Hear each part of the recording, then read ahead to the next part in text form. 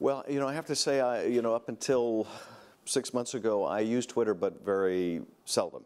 It's not unlike the transition I made when I went from being a prosecutor to being an elected official. When I was a prosecutor, I had a week or days to make a closing argument if I needed it.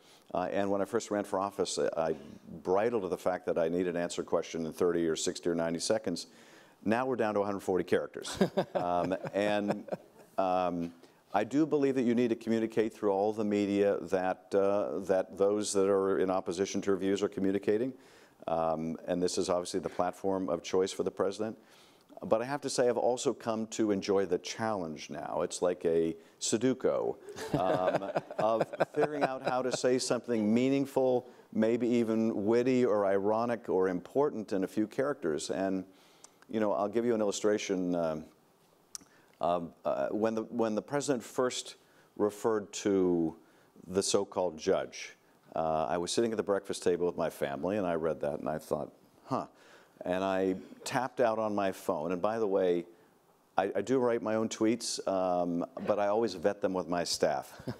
Mr. President, if you should be listening, it's a good practice. Because what seems brilliant to me at midnight ain't so brilliant in the morning. So I tapped out. That so-called judge was nominated by a so-called president and confirmed by the so-called Senate. Read the so-called Constitution. And it went viral. You spend the rest of your life trying to recreate the magic and never quite sure what that magic is. But I do find it a kind of an interesting, fun challenge. And of course, that the whole social media world now is its own phenomena. And I get instant feedback, I'll tell you that. People are not the least bit shy, sometimes in quite mortifying ways. But I do think it's now an important way we communicate. I thought that because of your position on the Intelligence Committee and you have access to a lot of sensitive information, you were about to tell us what covfefe means. But I guess, is that classified too?